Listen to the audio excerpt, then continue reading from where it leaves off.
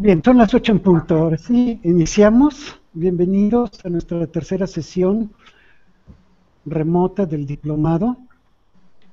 Hoy vamos a tener una sesión que tiene que ver con cómo programar y evaluar las competencias básicas. Es una charla que a lo mejor la vamos a hacer en dos partes. La primera parte la veremos hoy. Trataré de ser un poco exhaustivo en algunos puntos y mañana culminaremos esta parte, programar y evaluar las competencias básicas.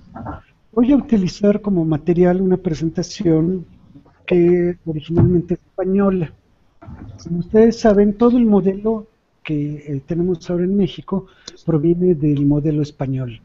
Entonces, bueno, pues nuestra referencia inmediata para todos los materiales que utilizamos, incluso la SEP, son de autores españoles y las experiencias españolas, sobre todo en Andalucía, en el País Vasco, Barcelona, que es donde tienen ahorita la punta de lanza. Valencia también tiene unos avances muy interesantes en términos de toda la conceptualización de las competencias, pero además todo la práctica.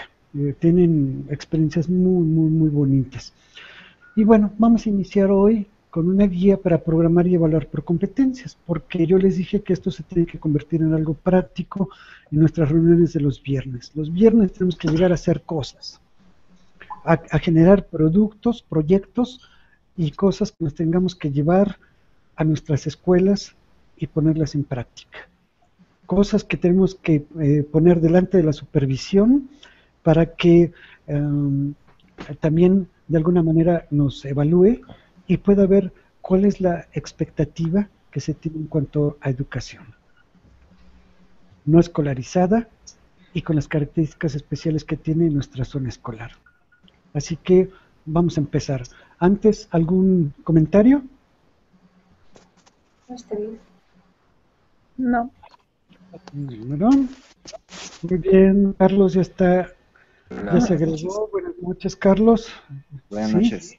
Janet, José Luis, Marta, Maru, César ya estaban antes. Muy bien, perfecto. Entonces, voy a cambiar la pantalla para compartirles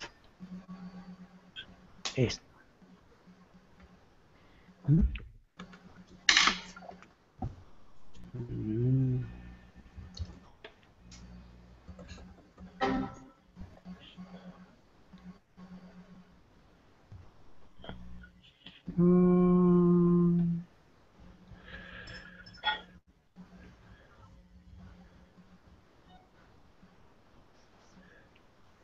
Esto no se quiere ir a pantalla completa. Ay, listo.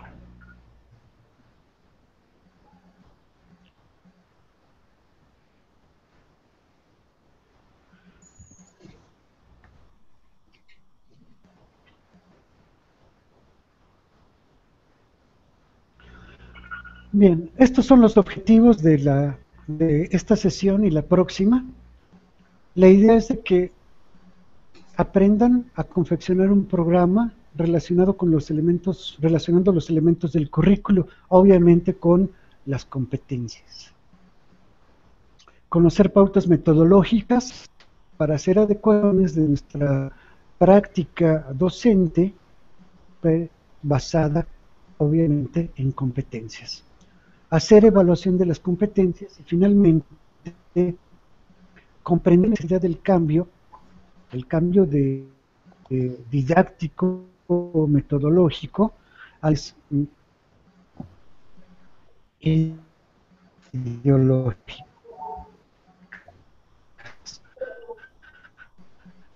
Porque obviamente vista, pero al margen de estas posturas ideológicas, bueno, hay una necesidad de hacer un cambio.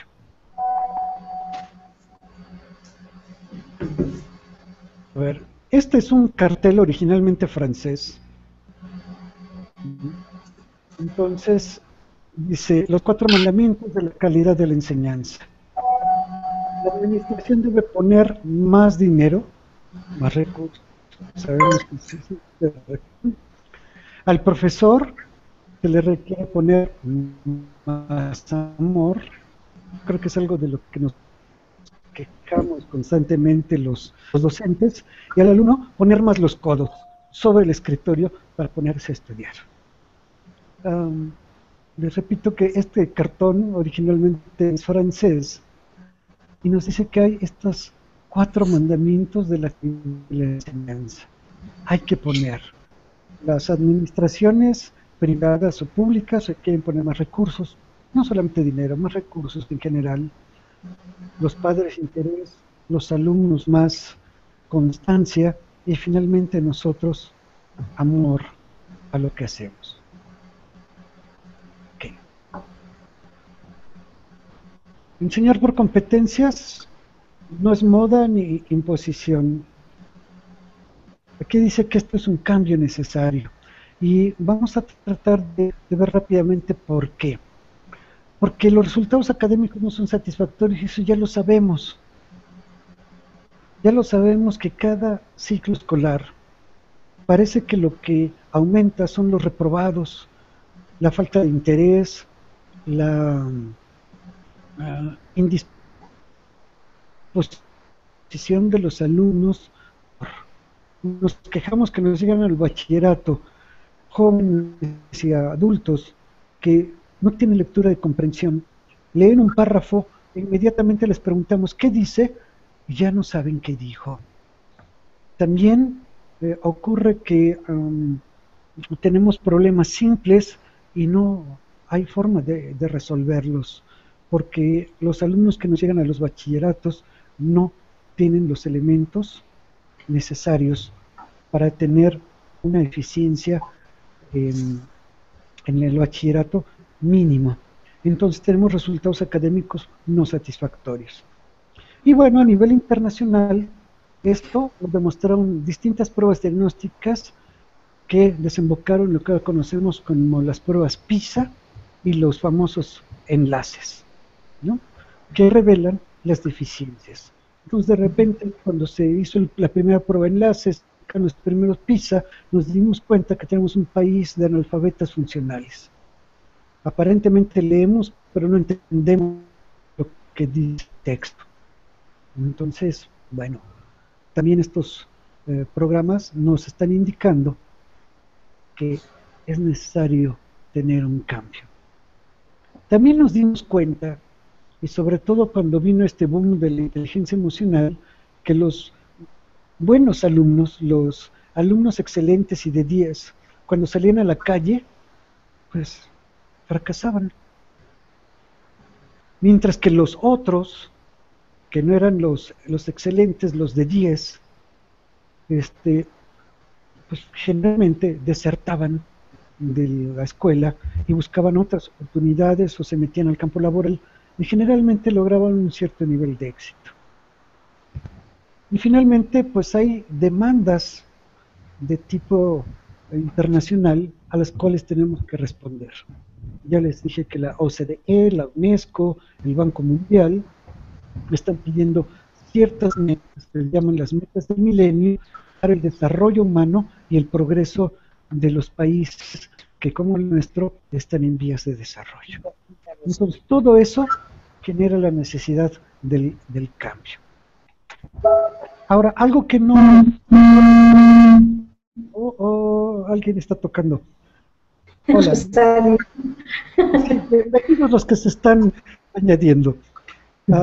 Hablamos mucho acerca de las competencias, pero no de qué es ser competente. Me gusta esta lámina porque nos dice qué es ser competente, cómo reconocemos. En primer lugar, porque es una persona que reflexiona, que tiene capacidad de análisis, que actúa en forma lógica, porque es sistemático a la hora de resolver problemas, tiene capacidad crítica, sabe deliberar y tiene creatividad.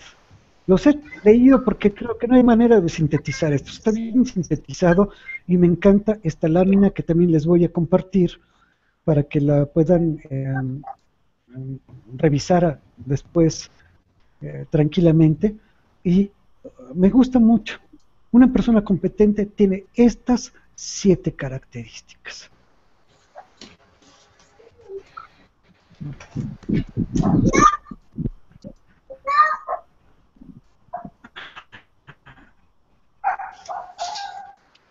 Ser competente, Javier, característica. Sí, dime. no se están pasando las diapositivas, seguimos en la primera. No me digas, yo estoy pasa y pasa y pasa y no se Sí, ven. no, Así ni no, una. se siguen, no se pasan de verdad. Ya. Ahí ya están. Ya Aquí vamos a ya. la de qué significa ser competente. Ujú. Bien, entonces me voy a regresar. Bueno, la segunda sería esto, ¿por qué necesitamos el cambio? ¿Qué significa ser competente con las versiones?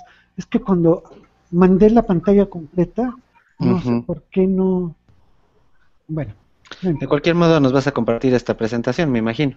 Sí, Ah, ok. déjenme hacer estos pinches así y creo que es mejor. ¿Allí sí me ven? Sí, se ve mejor. Sí, ahí se ¿Ves? ve. Perfecto. Ok, bueno, entonces, este es em, el diagrama de cómo reconocer a una persona competente. Bien, vamos adelante.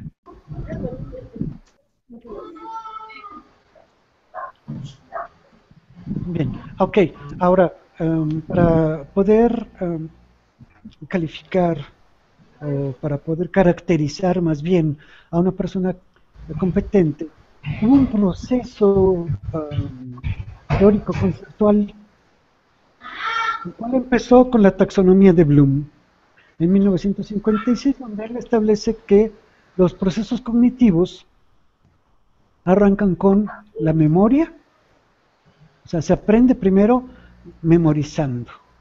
Después vendría la comprensión, la aplicación, análisis, síntesis y evaluación. A partir ahora sí que del siglo XXI, del 2003, las pruebas PISA nos dicen que los procesos cognitivos están comprendidos en 3 grandes ámbitos: las matemáticas, la comprensión lectora y un ámbito científico, en donde va a haber procesos. En las matemáticas, un proceso de reproducción, de conexión y de reflexión. Es decir, que para el pensamiento lógico matemático, lo primero que tiene que haber es una reproducción de los conocimientos de manera teórica, una conexión con la realidad y una reflexión acerca de cómo utilizar estos elementos utilizando la lógica y resolver problemas. En la comprensión lectora y extracción de la información nos dice que, bueno, los niños y los jóvenes leen, pero al leer tienen que extraer algo que le vamos a llamar información. Los datos están ahí en palabras y tienen que tener una significación, y eso les debe llevar a una comprensión general del texto para darle una interpretación e ir nuevamente a una reflexión y valoración de lo que está escrito. Y por supuesto, generar también escritos.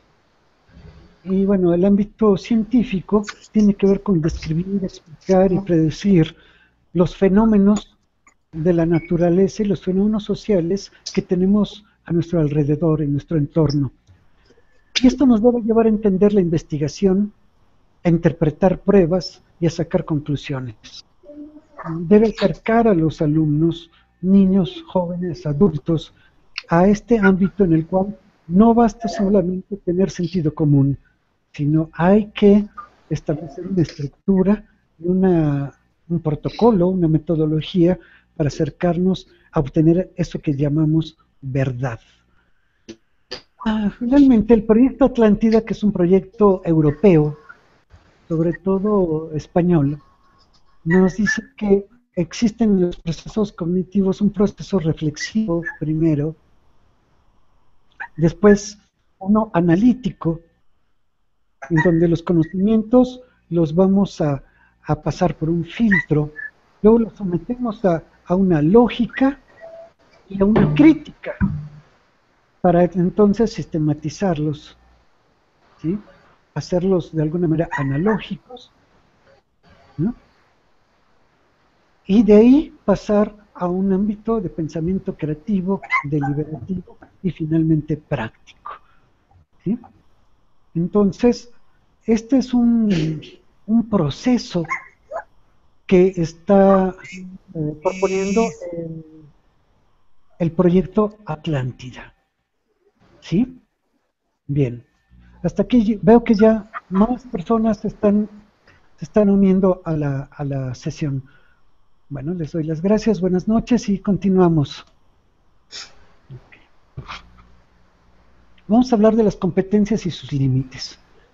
Las competencias, por supuesto, no son una verdad bíblica. Tenemos que ver otra vez rápidamente las definiciones y sus descripciones.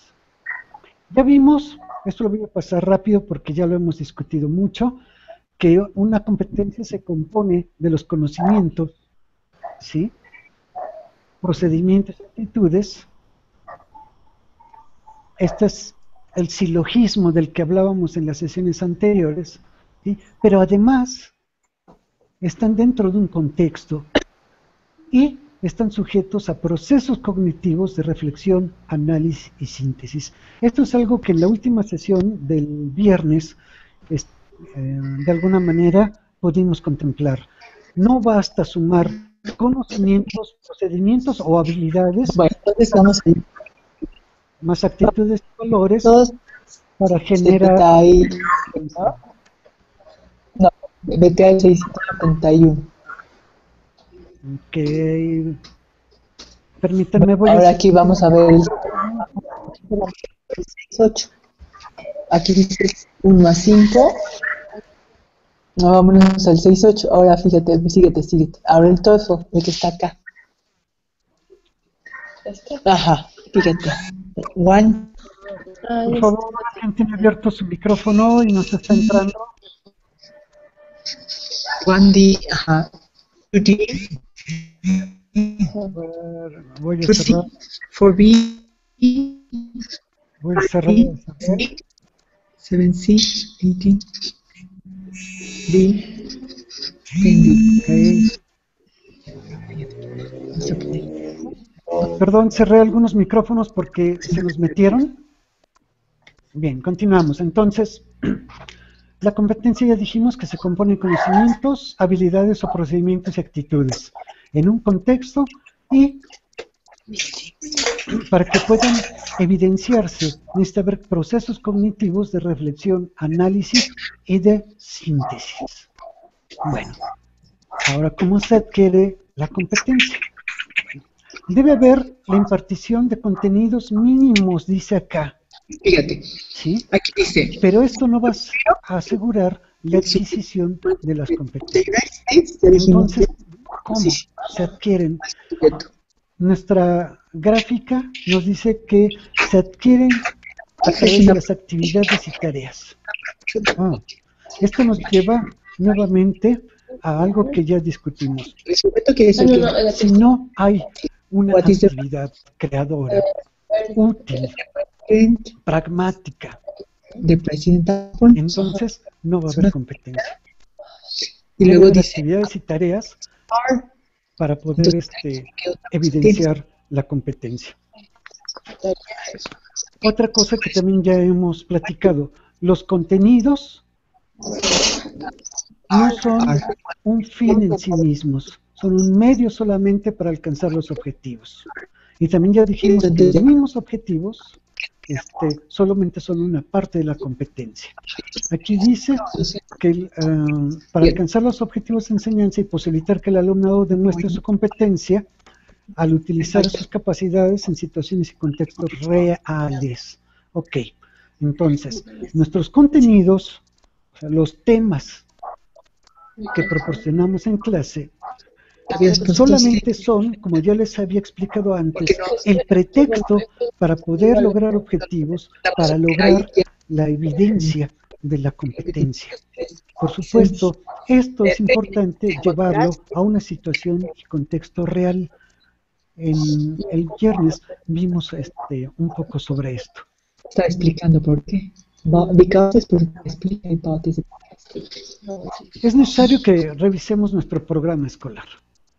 Cuando les puse el ejemplo de los preescolares, que había que am, utilizar de manera práctica ahí ya los en el identificas. aula lo que está ocurriendo con ellos, si los chicos en ese momento nos demuestran un interés sobre algún asunto, algún tema, alguna situación que está ocurriendo, una noticia, no sé, una No, festividad, puede ser nuestro pretexto los para poder sea, ¿qué entonces, dice? ¿Qué ¿sí?, estudios de llevarlo qué al tipo de estudio? contexto de las competencias. A eso se refiere revisar el currículo escolar. Por ejemplo, Studies are. está de moda hoy en las Sí. noticias ver pues, toda la problemática que hay acerca de la seguridad nacional, acerca del caso de Ayotzinapa y el caso de Guerrero. Bueno, ¿cómo podemos nosotros reflexionar en las distintas materias a partir de esto? ¿Cómo nos podemos ir Esto puede al ser saber solito, hacer, ¿sí?, con nuestros alumnos a partir de esto que puede ser de su interés inmediato, objetivo, para que de sea ver lo muchas que maneras? Puede ser un pretexto para llevarlos, entonces, por ejemplo, a hacer lectura de comprensión, recopilación y análisis de texto, la escritura de textos, ensayos, y me van a decir, ajá, ¿qué hacemos en química, en biología y demás? Bueno, sabemos que las noticias nos hablan acerca de las fosas donde han encontrado cadáveres. Bueno, pues allí podemos hablar acerca de los procesos de degradación de la materia, podemos hablar de elementos químicos, los elementos químicos que ayudan en las técnicas forenses para poder vislumbrar la verdad que buscan los investigadores, etcétera, etcétera, etcétera. Hasta podemos utilizar algunas cuestiones de lógica matemática dentro de nuestro análisis, utilizando las noticias recientes y que más interés pueden estar surgiendo entre la población y entre nuestros alumnos. Ahora, estos contenidos, aquí nos los dice, lo único que nos van a proveer son de aspectos cognitivos, aspectos emocionales y de relación interpersonal, y nos va a llevar a una reflexión acerca de la actuación social. Y aquí nuestra gráfica es muy clara. Nosotros tenemos que utilizar cualquier elemento que nos pueda ayudar a que los alumnos puedan pensar, comprender y decidir, cooperar, trabajar en equipo, compartir y comportarse. Eso es todo. y No me van a decir, maestro, pero hay un temario que cumplir, por supuesto. El temario lo podemos cumplir, pero el temario lo podemos mezclar con cualquier cosa de la realidad, porque al final lo que nosotros necesitamos es llevar Y es que yo a pensé la que el blog cotidianidad de nuestros alumnos objetivo, porque no esos sabe que contenidos. De otra manera, no les van a servir de mucho. ¿sí? Y bueno, yo hablé de un tema muy escandaloso, pero hay muchos temas mucho más amables, mucho más benévolos, mucho más agradables y quizá mucho más atractivos, ¿no? Y no necesariamente de la nota roja del periódico. Hay muchas cosas que nos pueden estar llamando la atención y nos pueden servir para el saber hacer, y por supuesto que les ayude a nuestros alumnos a saber ser. Puede ser que le hacía falta. Ok.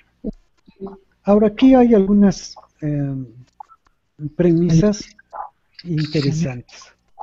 Si partimos del centro a la izquierda, Blog solito no es es otra vez más de lo mismo. Aprender aplicando a una tarea de la vida cotidiana es más atractivo y útil.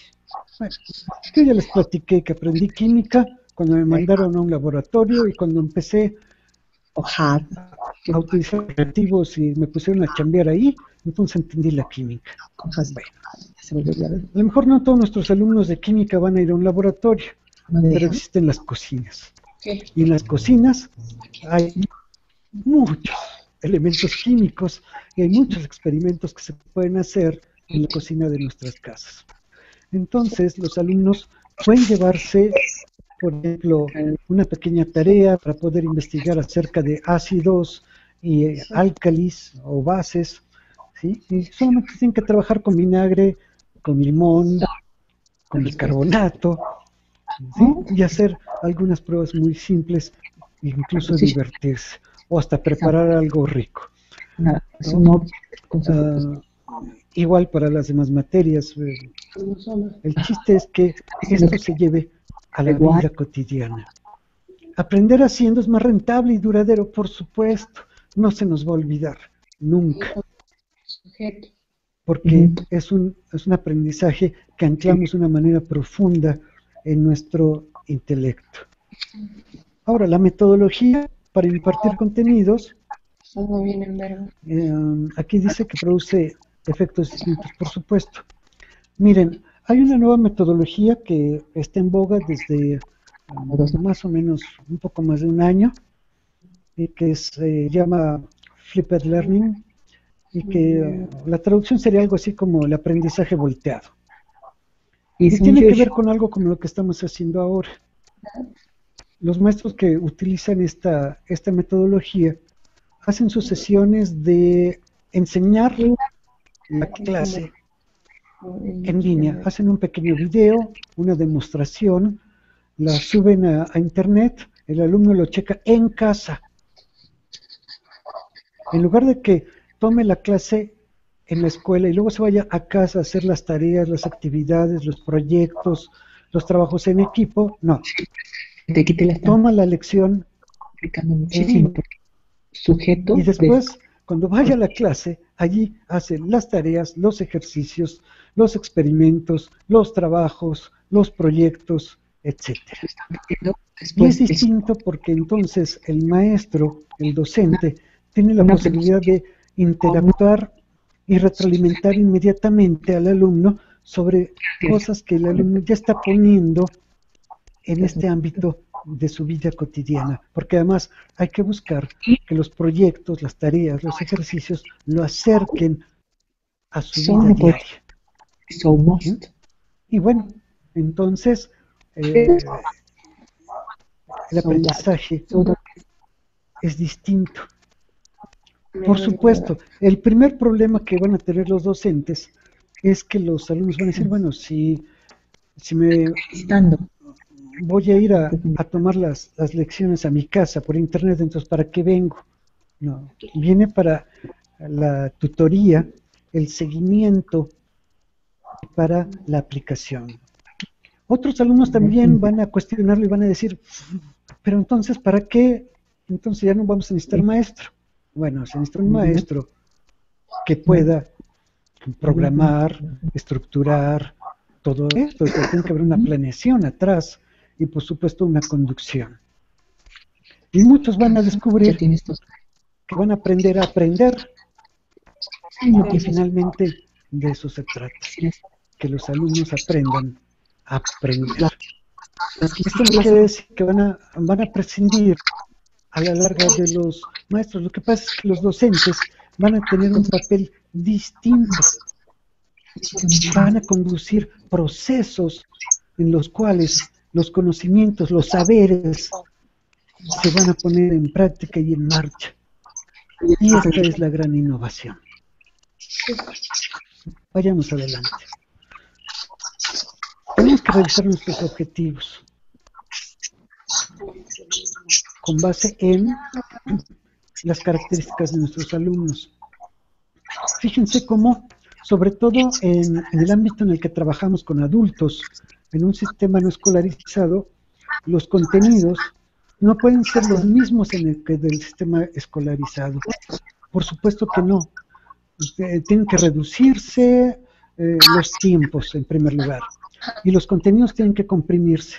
Pero ahora, ¿qué tanto se tienen que comprimir? De verdad es necesario que todos los contenidos se tengan que vertir a los alumnos. A lo mejor sí, a lo mejor no, pero tenemos que revisarlo.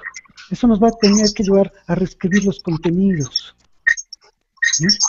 Para reinventar nuestra metodología, porque tenemos muy poco tiempo, tenemos unos cuantos meses para comprimir el ciclo escolar, y sobre todo tenemos que replantear la evaluación. La evaluación en términos no de los contenidos, sino de las competencias. Es decir, a lo mejor con menos contenidos, pero con objetivos claros, podemos lograr que nuestros alumnos sean competentes para el nivel, sean competentes para ser promovidos al siguiente nivel si deciden ir a la educación superior. De los campesinos. Tenemos que decidir, por ejemplo, en la clase de historia, qué tan importante es que los alumnos sepan al detalle el periodo preclásico, clásico y posclásico de la Mesoamérica. Y los reprueban. Y entonces copian. ¿Será suficiente con que sean competentes para poder describir lo elemental y básico del periodo precolombino? Que entiendan que existieron culturas en Mesoamérica y que desarrollaron así que tenían toda una estructura social, etcétera, etcétera, que vinieron a encontrar los españoles. ¿Será eso suficiente? No sé, estoy hablando en voz alta, pero yo creo que es lo que tenemos que ir reflexionando. Ok, tenemos una ruta de tareas para realizar en un centro educativo. En primer lugar, tenemos que hacer un ejercicio de reflexión sobre nuestra práctica docente. Tenemos que reflexionar cómo enseñamos, qué enseñamos, cómo enseñamos, logramos competencias. Es más, estoy desarrollando mis competencias como docente para poder propiciar que mis alumnos sean competentes. Entonces, eso nos debe llevar a relacionar los elementos fundamentales, como ya les contaba antes, ¿sí?, de nuestro programa. Ya no tenía que hacer los exámenes en México. Y entonces hacer una nueva selección de contenidos. Volver a confeccionar nuestras unidades, sobre todo nosotros que trabajamos con el sistema no escolarizado. No podemos extendernos tanto. Tenemos que hacer una nueva confección de unidades didácticas, adecuar nuestra metodología y sobre todo diseñar tareas. Aquí, a mí me gustaría mucho que pudiéramos todos llevar a nuestros alumnos a un uso eficiente de la tecnología, porque esto nos permite y nos facilita el acceso a muchísima herramienta que puede hacerle la vida más fácil a nuestros alumnos y a nosotros también. Al principio hay que trabajar mucho, por supuesto, porque hay que aprender, hay que entender, y en este trayecto cuesta un poco, pero al final, como todo, cuando aprendemos los trucos, ya va a ser mucho más fácil. Y por supuesto, tenemos que plantear una nueva valoración del aprendizaje, sobre todo en los bachilleratos.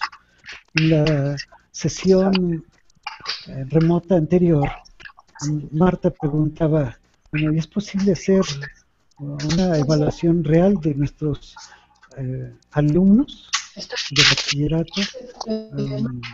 Sí, no, pero nosotros tenemos que plantear una valoración del aprendizaje. ¿Realmente estamos logrando que sean competentes?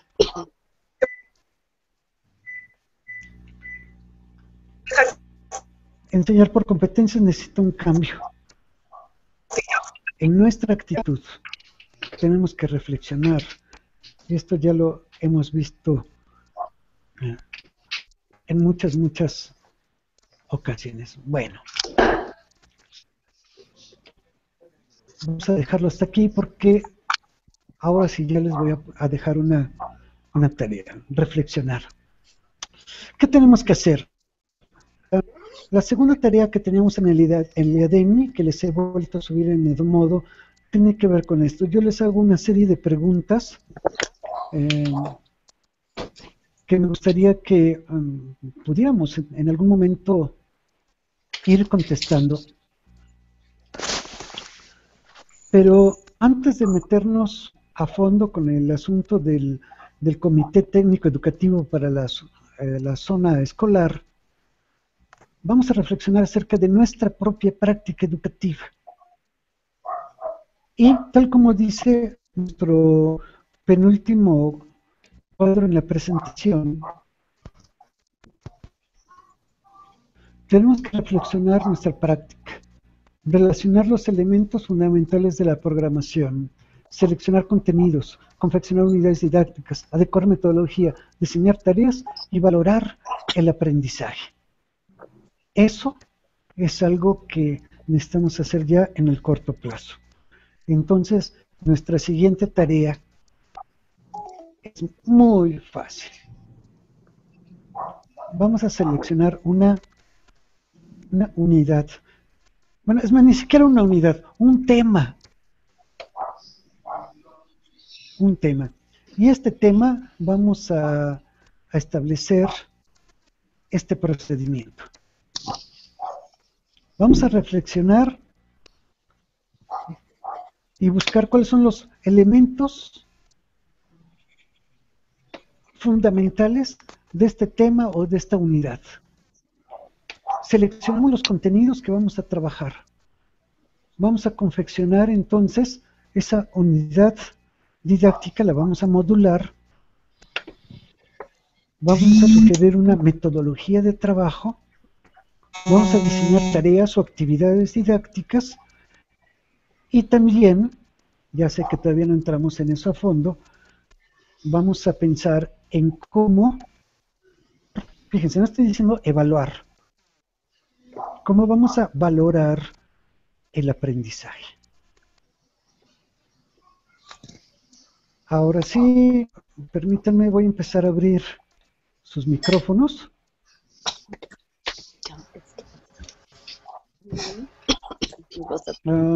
Erendira, Rosario, Isabel, que toma... Isabel, Olga. Erendira, ¿no tienes micrófono? Si no, utiliza el chat.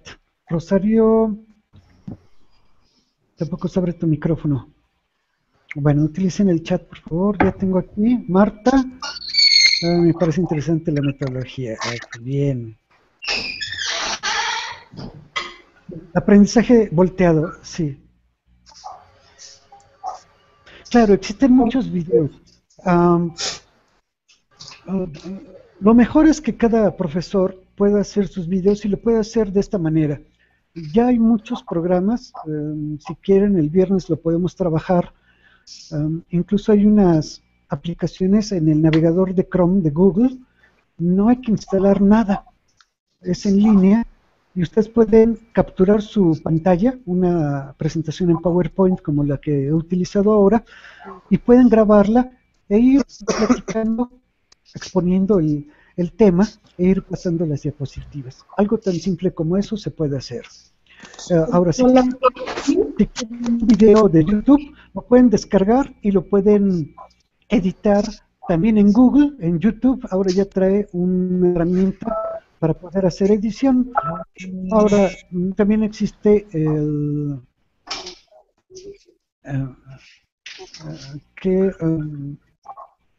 existe, por ejemplo, Movie Maker, que es de Windows.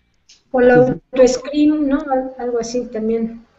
También lo pueden hacer. Bueno, hay muchas herramientas, ¿no? Podemos verlas.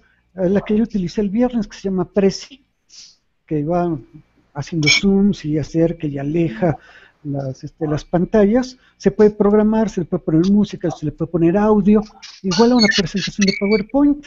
Si lo sabemos utilizar de manera adecuada, PowerPoint te permite grabar tu voz e ir pasando las diapositivas. No es difícil. Bueno, ¿qué documento recomienda con inteligencia emocional? Bueno, yo recomendaría más a Gartner. les voy a subir la última presentación de Gartner hace 2 meses. En septiembre acabo de tener una presentación muy interesante donde dice que lo que sigue a continuación en el proceso de innovación educativa es la educación personalizada e individualizada en línea. Es lo último que dice Howard Gardner. Y bueno, de inteligencia emocional, bueno, pues ya saben, el autor de la inteligencia emocional, pues es, digamos, sigue siendo el texto básico, ¿no? Después Gardner lo retoma, y finalmente han trabajado juntos mucho, pero yo les invito más a que revisemos, más que la inteligencia emocional, en todo caso, todas las inteligencias. Revisemos a Gardner. Gardner en ese sentido sería más interesante, y a Vygotsky, pues, una vez que cayó el muro de Berlín y la Guerra Fría se calentó, pues entonces se dieron cuenta que Vygotsky existía, ¿no? Cuando Vygotsky es contemporáneo de Piaget, y Piaget y Vygotsky hicieron cosas muy interesantes también. Entonces habría que revisar a Vygotsky y a Piaget también en ese sentido. Aunque para el nivel en que nosotros trabajamos, tendremos que buscar otros autores más actuales, entre ellos Perrenot, para ver acerca de competencias y el tratamiento de los proyectos como este proyecto Atlántida, que va dirigido a la educación media superior, al instituto, dicen en Europa, en donde los chicos y los adultos pues ya prácticamente o ya están o están con un pie en el mundo laboral, ¿no? Muy bien. Todos tienen sus micrófonos abiertos. Ya no les voy a pedir que vayan haciendo señales para participar. 2, 4, 6, 8. Ahora tenemos 9 personas aquí en la barra de imágenes. Erendira, qué bueno verte. No sé si me escuchas, pero ya te puedo ver. Tu micrófono está cerrado. Maru, ¿tu micrófono está cerrado? ¿Sí o no? Lo puedes comentar. Ok, muy bien. Veamos, Isabel, qué bueno que estás en línea. Ya vi que estabas en clase, pero qué bueno que nos acompañas. Bien. ¿Algún comentario, Carlos? Pues no, se me hace muy interesante. Yo he estado revisando también un poco. Carlos, ¿no tienes algún comentario? Creo que no sé, ¿me escuchas? César, ¿tienes algún comentario? Sí, te escuchamos. Bueno, ¿me escuchas? Isabel. Sí, lo escucho. A ver. Ya se fue. Marta, adelante. Sí, yo sí, maestro. Sobre la tarea que está comentando de seleccionar un tema, ¿esa tarea ya está lanzada ahí en la plataforma o...? No. Lo que dijo usted nada más. En un momento más lo voy a subir para que lo tengan ahí, ¿sí? Por supuesto no para este viernes de inmediato, porque ya sé que no va a ser tan fácil la primera vez. Después sí ya les voy a apretar el clutch para que nos apuremos con los productos. ¿Sale? Sí, maestro. Sí, no, y me parece interesante porque ahí podríamos empezar a ver cómo llegar a la competencia, bueno, cómo que el alumno logre a través de un tema seleccionado una competencia que tengamos ya definida, ¿no? Sí, mira, porque por más ejemplos que yo les dé y por más teoría que sigamos leyendo, lo único que vamos a lograr es hacernos un embrollo tremendo. Sí. Entonces lo que necesitamos es aterrizarlo. Claro. Y a ver chicos, necesito ver cómo contemplamos estos objetivos y cómo los vamos a llevar a la práctica y luego cómo vemos las competencias. Y mi papel va a ser allí ayudarles, si es que no lo han hecho, a descubrir las competencias y cómo se manifiestan. Y una vez que ustedes puedan entender este proceso y les quede clarísimo, entonces nos vamos ya a ver los distintas metodologías. Entonces nos vamos a trabajar con el método de casos, el método de problemas, el método de proyectos, ¿verdad? Y van a ver cómo resultan bien interesantes, sobre todo cuando se hacen transversales. Es un trabajal de los 1000 demonios, pero vale la pena. A ver, Heréndira, que creo que no tiene micrófono, me dice que parece interesante las nuevas metodologías para la enseñanza, solo que requieren mucha disposición por parte del docente. Es importante aterrizar toda la práctica porque es muy bonito, pero lo difícil es realmente aplicarlas, por supuesto. Por supuesto. Miren, a mí me ha ocurrido lo mismo. Cuando yo hablaba acerca de estos cursos en línea, pues no pudimos hacer esta interacción y no pude tener a mis alumnos en Cuernavaca o en Mérida escuchándome y que esto funcionara, no vamos a palpar que funciona. Entonces, vamos a trabajar ya yo creo que de teoría y texto para teoría ya hay mucho. Lo que vamos a empezar a hacer es trabajar ya sobre la currícula, sobre el programa. Y vamos a empezar a trabajarlo para aprender a hacer las adecuaciones curriculares. ¿Qué son las adecuaciones curriculares? Pues es algo tan simple. A ver, ¿cómo se va a aterrizar lo teórico a la práctica? Ajá, de eso se trata. Mira, Rosario, la cuestión es simple y compleja. Lo que necesitamos es tener un tema, una unidad para trabajar. Tener nuestro programa y tener nuestro listado de competencias, nuestros aprendizajes esperados. ¿Y el listado de competencias? Entonces, ver, ¿cómo le haces? ¿Cómo le hacemos? ¿Cómo le vamos a hacer a esto? ¿Y cómo hacerle? Pues pero mientras no lo aterricemos, pues todo sigue siendo blanco y negro, sigue siendo un documento más allí guardado. Bueno, entonces, el diplomado consiste en que ustedes aprendan a utilizar esta metodología y que sepan cómo hacer la programación o la planeación por competencias y cómo aplicarlo en el salón de clases.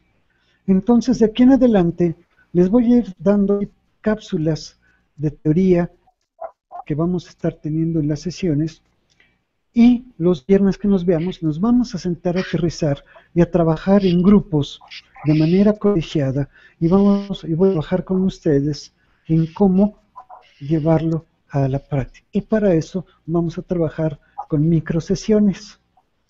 No necesariamente vamos a meternos con el método de microenseñanza Heréndira en este momento, pero tenemos que hacer algo similar para poder entonces entre nosotros hacer una reflexión profunda acerca de qué demonios significa esto de la competencia y cómo es que lo voy a ver en el chico y voy a poder valorar, no evaluar, sino valorar su aprendizaje y cómo lo aprehende, no nada más aprende el conocimiento. Ese es al final el asunto. Ahora, nos va a llevar a otro asunto de cantidad y calidad. ¿Queremos cantidad o queremos calidad en el aprendizaje? Calidad, ¿no? Calidad. Muy bien, entonces, a ver. Calidad. Claro. Entonces, Estrategia, ¿no? ¿qué cantidad de contenido es importante que se lleve el alumno contra qué tanta calidad de contenido que se convierte en competencia, queremos que logre. Y si no, chéquenlo, a ver. Vamos a rememorar. A ver, acuérdense ustedes cuando estaban en la prepa, de todos los contenidos que vieron, nos dieron una vasta cantidad de contenidos con bachillerato. ¿Cuánto de eso tenemos? No. Por supuesto que los contenidos de calidad son los primeros recordados. ¿Mm? Y existe un mínimo de cantidad de elementos de contenido que hemos memorizado y que hemos retenido. ¿Sí? Sí, tenemos que cumplir el programa, por supuesto. Pero al final también tenemos una trampa. Ahí está, ahí está. Mira, miren, hay una trampa. Lo que pasa es que no hemos entendido el mecanismo de las competencias. Un alumno que ha asistido al 100% de las Rosario, debemos ser eficientes siendo más productivos. Sí. Y tenemos que cumplir con el programa. Tenemos que cubrir el programa. Ahora, seamos realistas. ¿Cuántos de nuestros alumnos realmente se quedan con todo el contenido? No, imposible. Entonces, regresamos a lo que yo les decía. Tenemos que revisar el programa, los objetivos y los contenidos, seleccionar, ¿sí? Y entonces saber cuánto es lo que vale la pena que el alumno se apropie y se lo lleve. ¿Y qué es que finalmente lo que se va a llevar? A ver, de la aritmética de la primaria, ni siquiera de la secundaria, de la primaria, ¿cuántos de ustedes saben hacer regla de, raíz cuadrada a mano? ¿Cuántos de ustedes saben hacer una raíz cuadrada? No me acuerdo. No, o sea, al menos que alguno de ustedes sea matemático y esté familiarizado y constantemente lo haga, ¿no? Pero ¿qué era lo verdaderamente valioso de la aritmética de la primaria? Resolver problemas, restar, Sumar, bueno, las operaciones básicas. las operaciones básicas.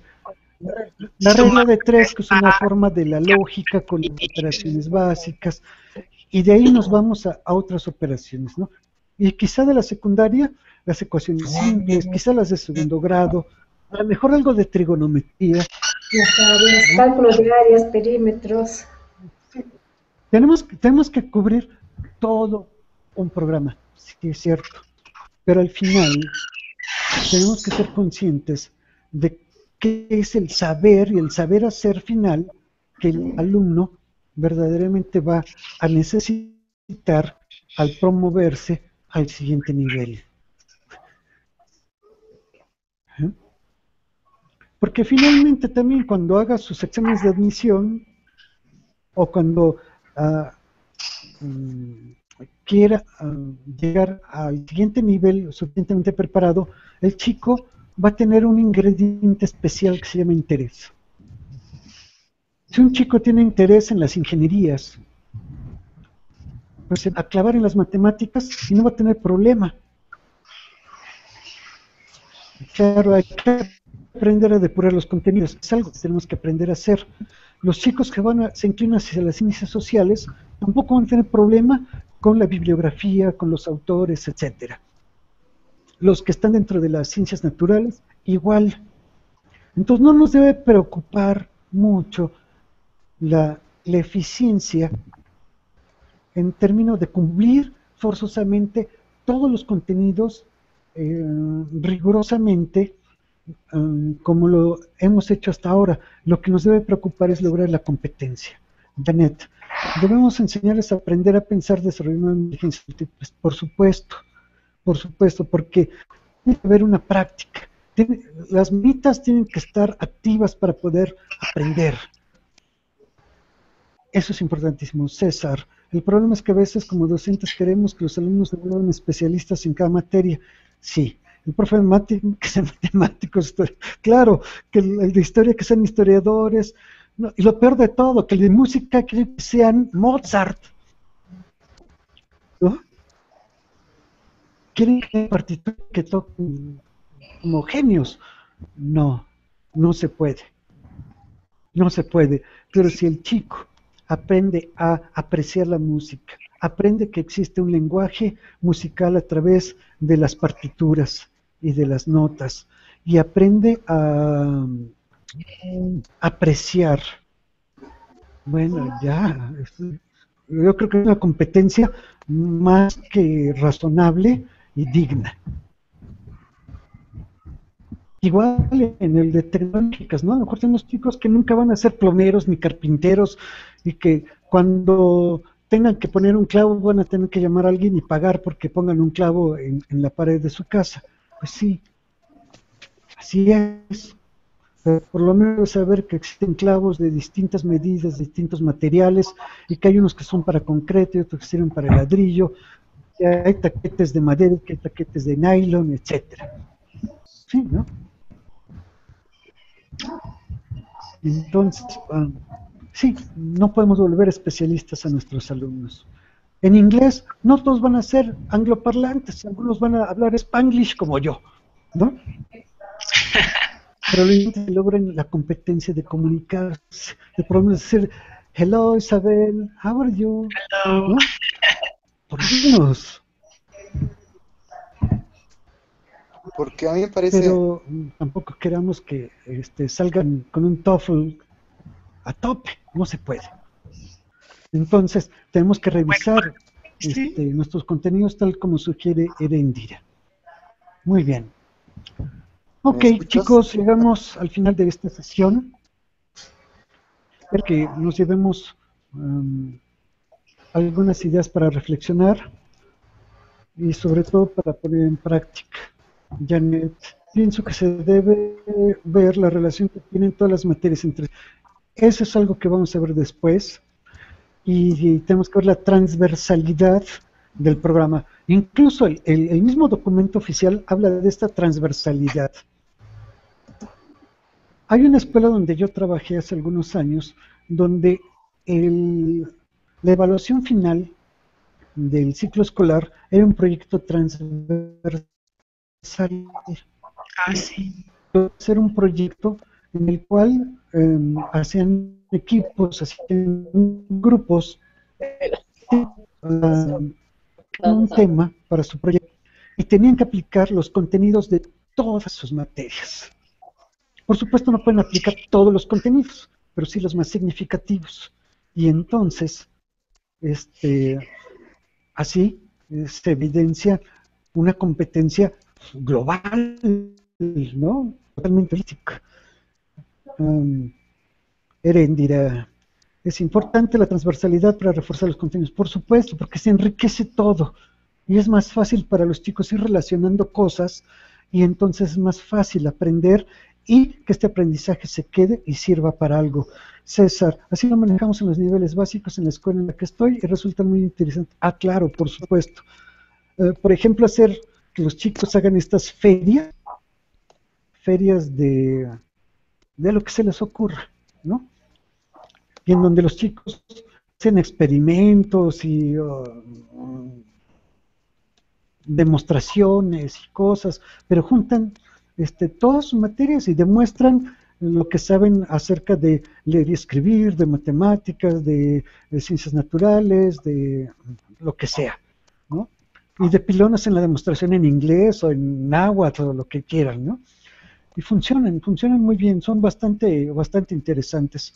Y los resultados finales pueden evaluarse de manera individual por cada asignatura y por cada área con rúbricas. Bueno, es algo que trabajaremos después a través de rúbricas y son muy enriquecedoras y nos permiten retroalimentar y mejorar en cada ciclo escolar este tipo de cosas. Y nos lleva, tal como por aquí, a la inquietud de trabajar con inteligencias múltiples. Sí, porque si dejamos talleres en donde los chicos experimenten con la música, con las artes plásticas, incluso con disciplinas como la yoga o el capoeira o cosas así. No se imaginan las experiencias tan interesantes que logran ellos al llevarlos a un proyecto transversal. Hacen cosas muy, muy, muy interesantes. En mi experiencia, yo les puedo decir que vale la pena, y César nos dice que también en su caso resulta muy interesante. Bien, hemos cubierto ya 1 hora. Yo les había prometido 20 minutos, pero cada vez parece que nos alargamos más tiempo. Yo creo que por hoy es suficiente. Mañana tendremos otra sesión a las 8. Hoy mismo les va a empezar a aparecer el aviso de Google y vamos a tener una nueva sesión. Espero verlos nuevamente por aquí. Les deseo que descansen y empiecen a reflexionar acerca de cómo le vamos a hacer, porque vamos a poner en práctica todo esto. Que tengan buena noche. Gracias, igualmente, buenas noches. Gracias. Hasta luego. Buenas noches a todos. Buenas noches. Hasta luego, buenas noches. Buenas noches. Todos. Buenas noches a todos. Buenas noches. Gracias. Adiós. Bye. Bye, bye.